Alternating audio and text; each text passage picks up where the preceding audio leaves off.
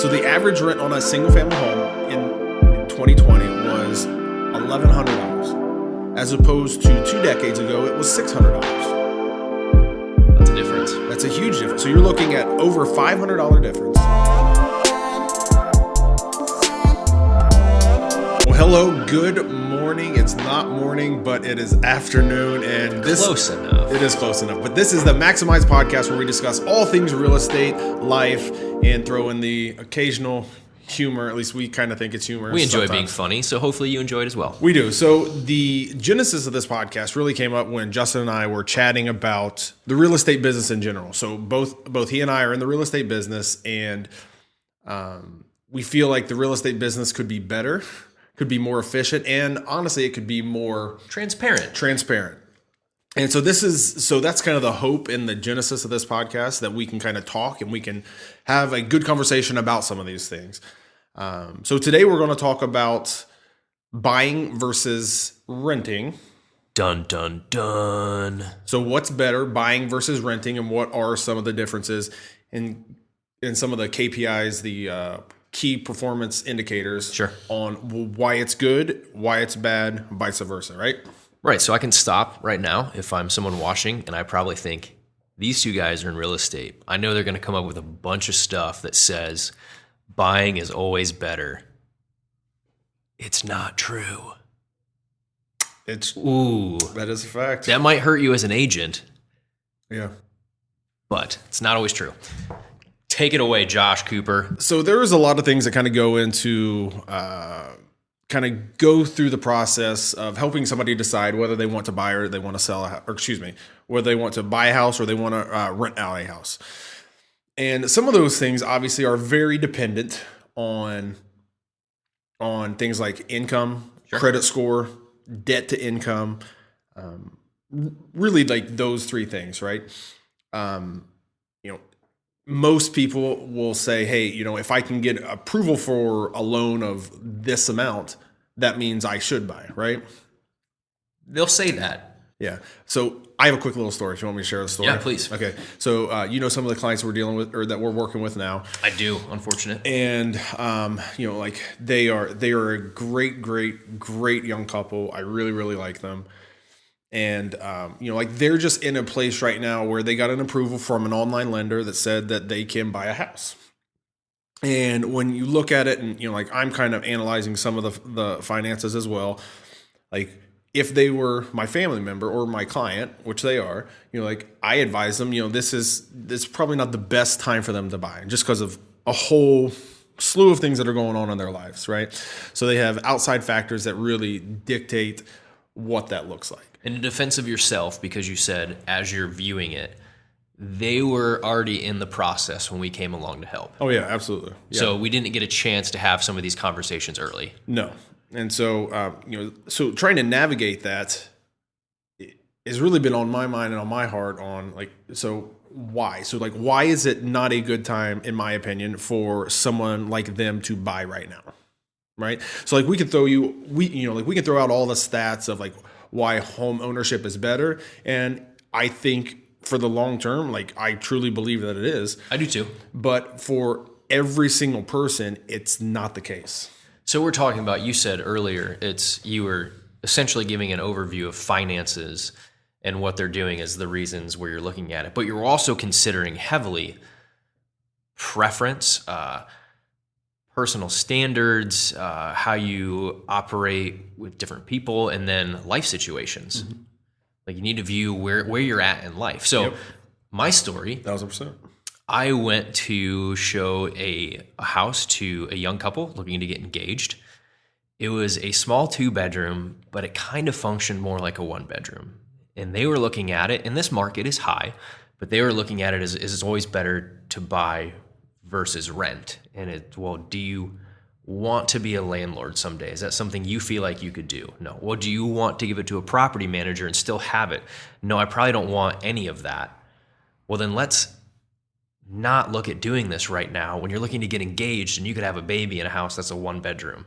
Because then you're going to need to change. And then if your income is different or something has changed that doesn't allow you to move to a different space, now you have to consider what you're going to do with this house. So it has to fit with what you're doing, which is why if we offer it to you and you have the time to make it work, please sit down with someone that'll actually have a consultation with you. Yeah.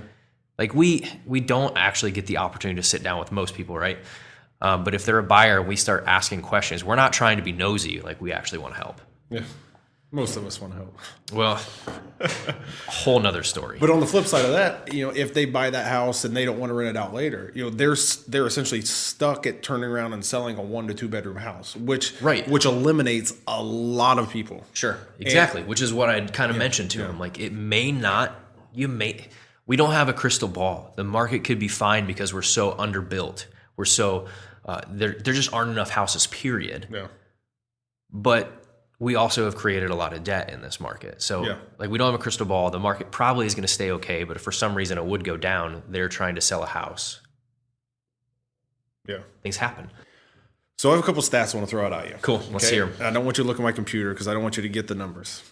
So I want you to guess. guess. Don't want me to cheat. I want you to guess. Okay. So I'm going to go at this from the standpoint of why is it better to own a house as opposed to renting a house, right? So owning versus renting, right? So the average net worth of a typical homeowner is how much higher than the typical renter across the United States? The higher? Net worth.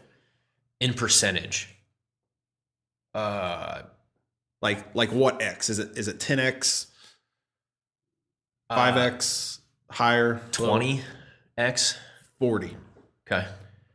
40 times larger. The net worth of someone who owns a house, their net worth is on average 40 times higher than someone who rents a house. Now that number right now, the average net worth of the average homeowner in the United States is $300,000. Okay. Okay. So that includes equity that's in the house, obviously along of other things, but generally it's a large portion that's the equity in the house. And then a renter, the average net worth of a renter in the United States is $8,000. Okay. I was going to ask about 6.5, but so you have $300,000 if you own a house, $8,000 if not. So why? So from your background, being the finance and accounting background, why would you say that that's the case? Well, I would think, and I think you have obviously everything's different. I mean, like every scenario is different. I think with every scenario being different, but I think as a large picture, you consider the psychology behind just like consumer behavior. Yeah. Where if I'm renting, I feel like once you own something, you feel things differently. Mm-hmm. You take an approach to them differently because you almost know you have to save because it's your responsibility to upkeep the house. So I think because of that, obviously savings brings into your overall wealth picture. You have equity in your home that can bring into the wealth picture. Where if I'm renting, I probably have structured in my mind what it takes to live every month.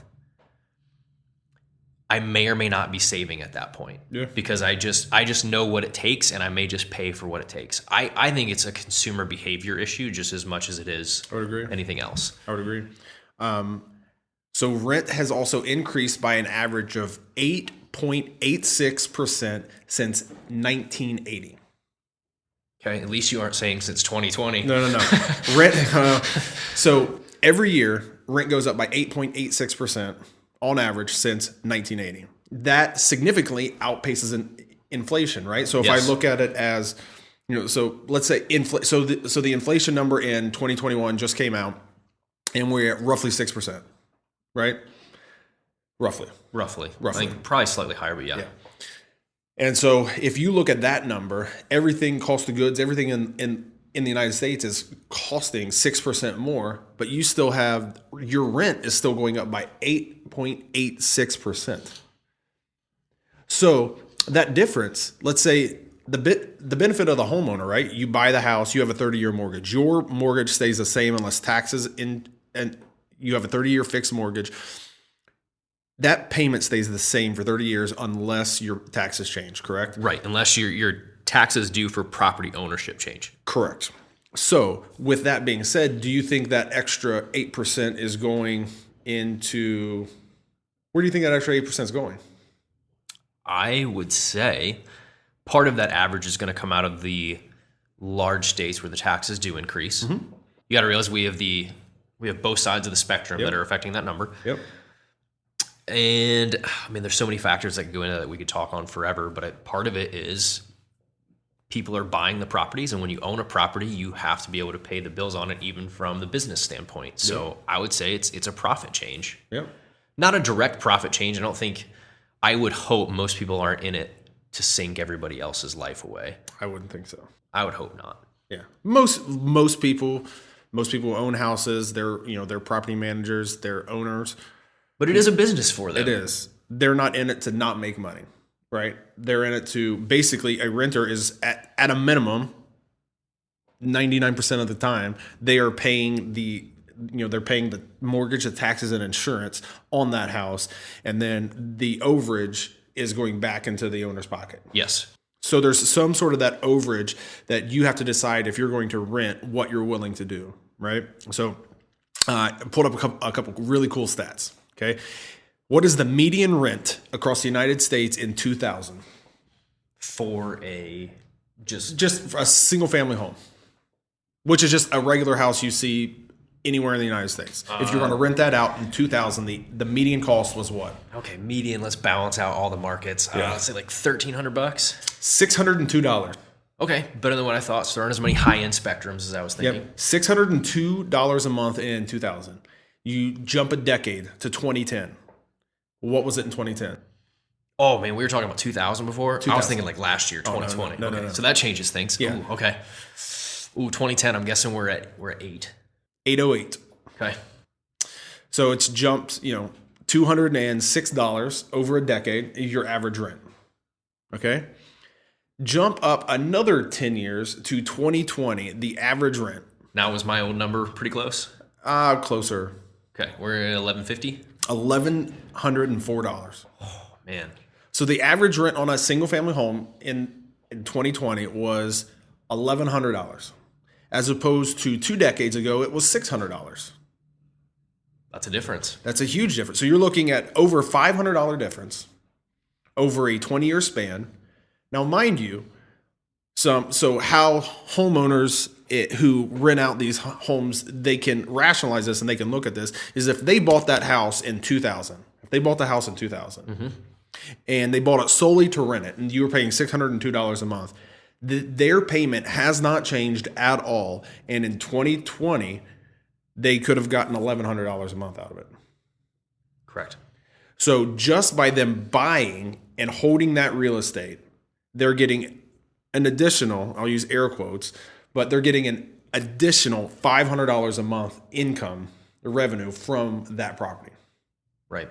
But again, looking at the numbers as a whole, we know that that median number also has to do with properties that are purchased closer. So property values have gone up too. So that has changed part of that number. So it's not saying every home, or you can twist far any and number. near. I mean, we can make any stat turn into something different. Yeah. But it is definitely something where you need to come in and you need to have a conversation. Because there are situations where I believe, even though a mortgage at the house that you're looking at is probably going to be with escrow and title around $750 or $8 potentially, where the rent for the same house could be $1,100, where not having the responsibility of taking care of that house for the small time, being able to leave whenever you need to, could be the right situation for you in the short term. Yeah, I agree. I want you to have wealth and build equity in a home, but that could be the right answer for you. Correct. Yeah. You have anything else to add on buying versus renting? I don't think so for now. I think we covered quite a bit. I think there's plenty you need to understand. And the biggest thing to take away from it is it's really situational. You need to view where you're at. Are you going to need to make immediate changes in the very near future? Are you someone that, in making those changes, are you financially stable enough to add another house to your back pocket? And if there is equity with what you currently own, to have a small equity loan to purchase that, or do you absolutely have to sell the home that you just purchased? Because even if I buy it today and I sell it tomorrow, there are fees associated with both sides. Yep. So even if it's the exact same dollar amount, it's not the exact same money. Yeah. So you need to have a conversation about where you're going to be before you make that decision. And more of these podcasts that we do, like, we'll definitely jump into that stuff. We'll jump into investing in real estate, vacation properties, Airbnbs, VRBOs, things like that. We have a whole list of things that we're going to talk about. But really just want to kind of jump off and get this started. But that's that's all we have today for the Maximize podcast. And I'm Josh. This is Justin. Make sure you use like, subscribe, and just comment or DM us if you have any questions or follow-ups you want us to do. Yeah, we would love to go over it further and more in depth. Yeah, more questions you have, the more stuff we can talk about.